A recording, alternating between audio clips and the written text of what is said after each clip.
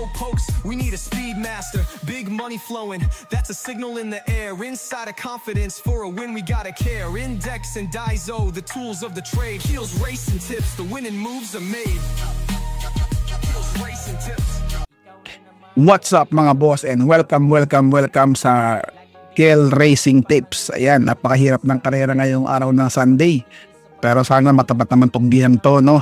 So meron tayong 3-year-old sprint race. Ito yung 1,000 meters lang tatakbuhin nasa race 2. Alright? Happy Sunday. Asang asawa ko. What's up mga ka-BK? What's up mga ka-BK? What's up mga ka-BK? Mga bata mag-ingay. Yan. So nagre-record ako ngayon ng alas 4 na madaling araw kasi kagigising ko lang. So wala pa itong pick-to-pick pa. Let's go. Dito sa race number 1, meron tayong 3-year-old na band maiden race placers po. 1,400 meters ang distansya. Meron tayong 9 runners, no?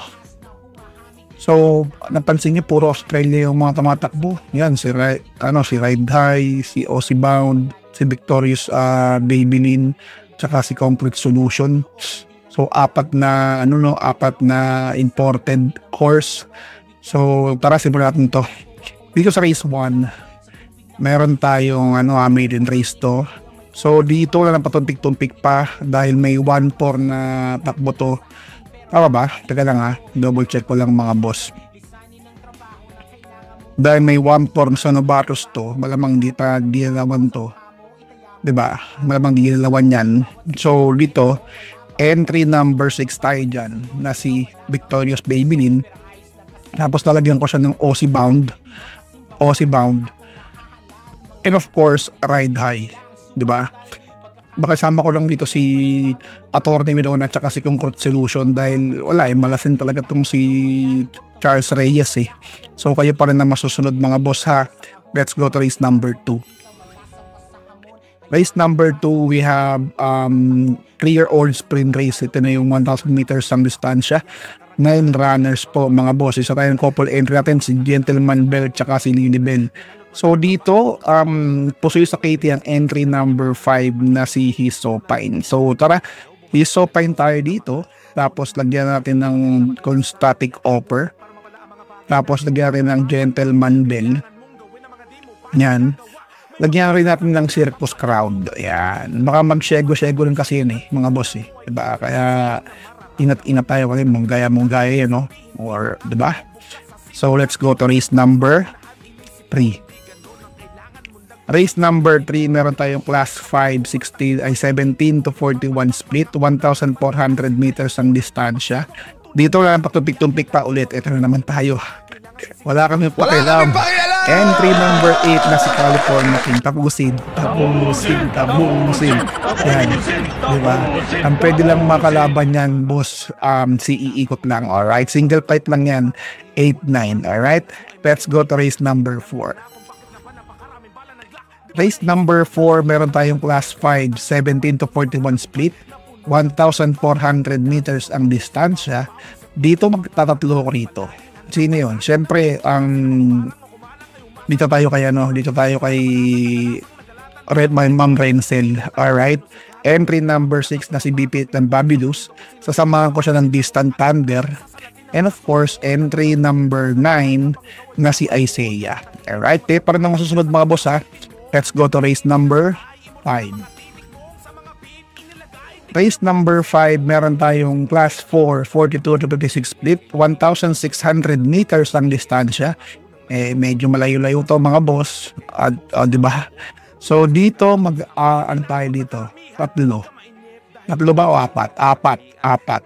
Sino yun? Siyempre dahil muntik na maposi sa Katie ang entry number 8, yun ang pamposin natin silang GDP. Tapos lagyan silang entry number 10, yan, na si Manila de Bay. And of course, entry number 3 na si Hole in One. And of course, ang last natin na pipili dito ay walang iba kundi si Gain. Alright? Kaya parang na masusunod mga amon tunay 8, 10, 3, 1 tayo dito mga boss. Let's go to race number 6. Race number 6, meron tayong class 4, 42-36 split, 1,400 meters ang distansya. Full gate po tayo, pero meron tayong couple entry, no?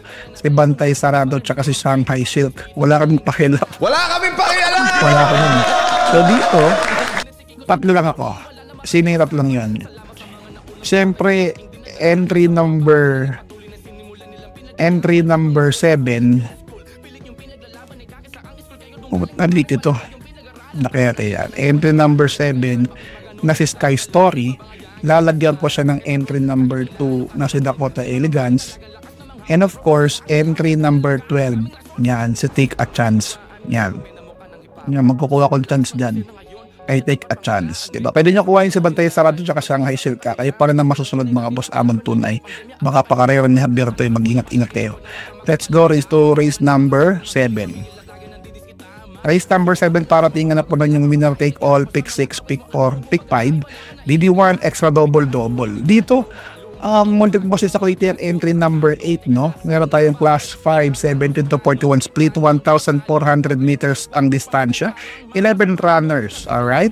So dito, ang napupusuan ko rito, lang iba kundi si entry number 8 na sa 14 de Octubre.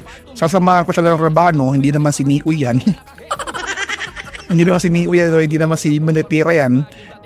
Baka yan, rainy days. Diba? Tapos talagyan ko siya ng entry number 9 na Bohemian, Pati Dilemma.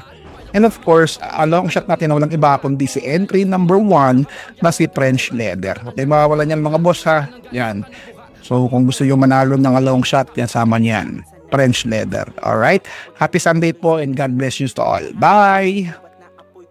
What's something people don't know about horse racing? It's not just luck, it's strategy, skill, and insider tips. Welcome to Keel's Horse Racing Tips. Here, we're not just spectators, we're winners. Whether you're a seasoned punter or a racing rookie, Keel's got you covered. Catch glimpses of Keel breaking down the stats, reviewing the races, and giving you the thumbs up on the best bets. With Keel's expertise, you'll be making your way to the winner's circle in no time. So saddle up and join the excitement. Hit that subscribe button now for exclusive tips and insights. Ride with us to the winner's circle. Subscribe now for winning insights.